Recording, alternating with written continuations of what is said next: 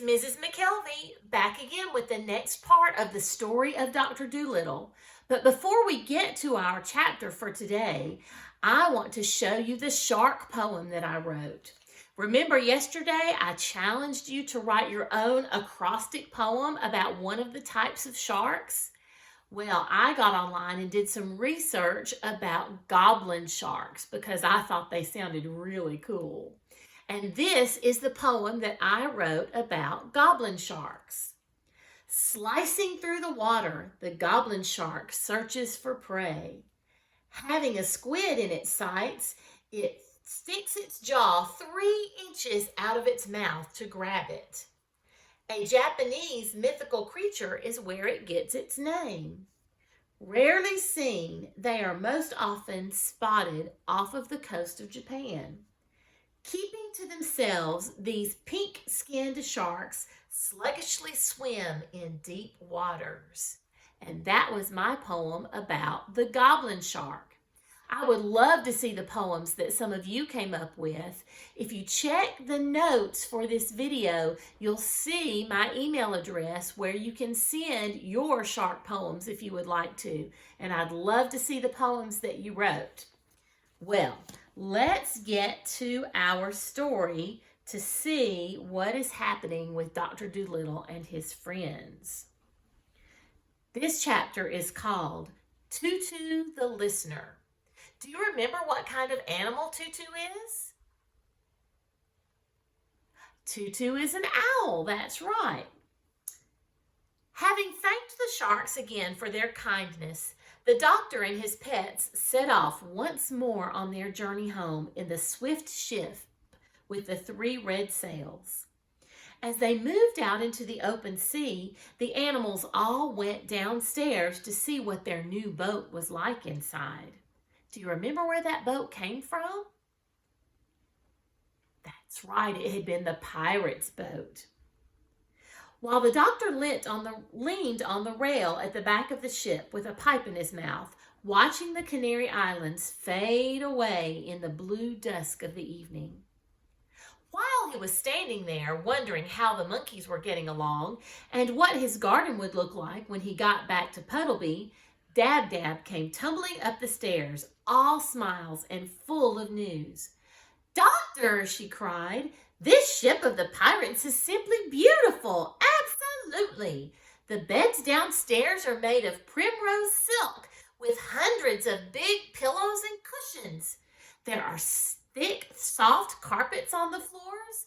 The dishes are made of silver, and there are all sorts of good things to eat and drink. Special things. The larder, well, it's just like a shop, that's all. You never saw anything like it in your life. Just think, they kept 5 different kinds of sardines, those men. Come and look. Oh, and we found a little room down there with the door locked, and we're all crazy to get in and see what's inside. Jip says it must be where the pirates kept their treasure, but we can't open the door. Come down and see if you can let us in." So the doctor went downstairs, and he saw that it was indeed a beautiful ship.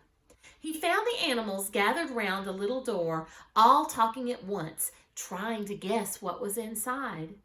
The doctor turned the handle, but it wouldn't open. Then they all started to hunt for the key.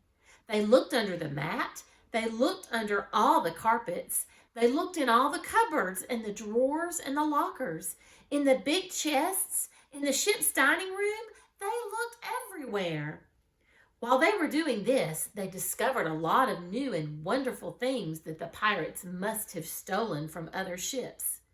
Cashmere shawls as thin as a cobweb, embroidered with flowers of gold. Jars of fine tobacco from Jamaica, carved ivory boxes full of Russian tea, an old violin with a string broken and a picture on the back, a set of big chessmen carved out of coal and amber, a walking stick which had a sword inside it when you pulled the handle, 6 wine glasses with turquoise and silver round the rims, and a lovely great sugar bowl made of mother of pearl. but nowhere in the whole boat could they find a key to fit that lock. So they all came back to the door, and Jip peered through the keyhole. But something had been pushed against the wall on the inside, and he could see nothing. While they were standing around wondering what they should do, the owl Tutu suddenly said, "Shh, listen, I do believe there's someone there." They all kept still a moment. Then the doctor said, "You must be mistaken, Tutu. I don't hear anything." "I'm sure of it," said the owl. "Shh, there it is again. Don't you hear that?" "No, I do not," said the doctor. "What kind of sound is it?" "I hear the noise of someone putting his hand in his pocket," said the owl. "But that makes hardly any sound at all," said the doctor. "You couldn't hear that out here." "Pardon me, but I can," said Tutu. "I tell you there is someone on the other side of that door putting his hand in his pocket. Almost everything makes some noise if your ears are only sharp enough to catch it. Bats can hear a mole walking in his tunnel under the earth. They think they're good hearers. But we owls can tell you, using only one ear, the color of a kitten from the way it winks in the dark." "Well, well," said the doctor, "you surprise me. That's very interesting. Listen again and tell me what he's doing now." "I'm not sure yet," said Tutu, "if it's even a man at all. Maybe it's a woman. Lift me up and let me listen at the keyhole, and I will soon tell you." So the doctor lifted the owl up and held him close to the lock of the door. After a moment, Tutu said, "Now he's rubbing his face with his left hand. It is a small hand and a small face. It might be a woman." "No, now he pushes his hair back off his forehead. It's a man, all right." "Women sometimes do that too," said the doctor. "True," said the owl, "but when they do, their long hair makes quite a different sound. Shh! Make that fidgety pig keep still. Now all hold your breath a moment so I can listen well. This is very difficult, what I'm doing now, and that pesky door is so thick. Shh! Everybody quite still. Shut your eyes and don't breathe." Tutu leaned down and listened again, very hard and long.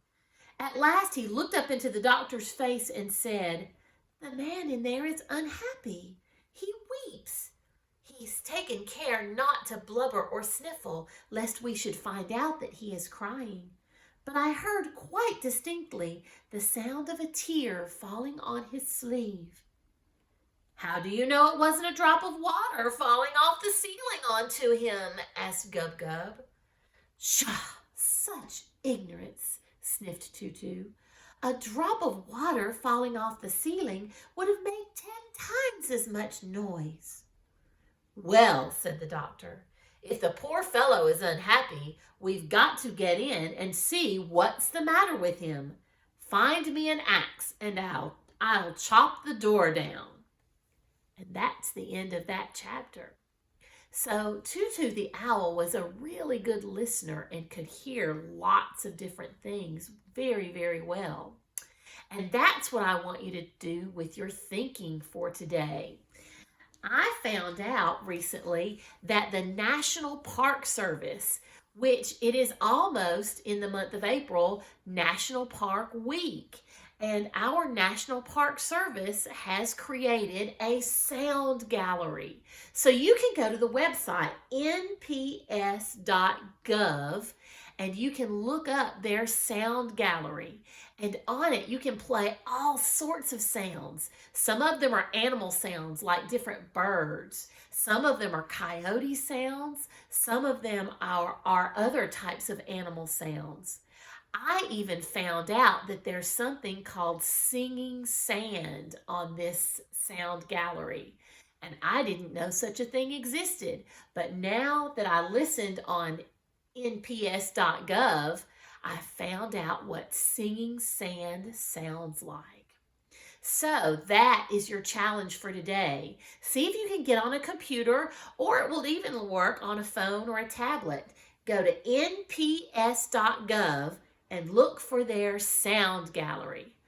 And then on the rest of your page in your book, maybe you want to make a list of the interesting sounds you heard, or draw pictures of the animals and things that you heard.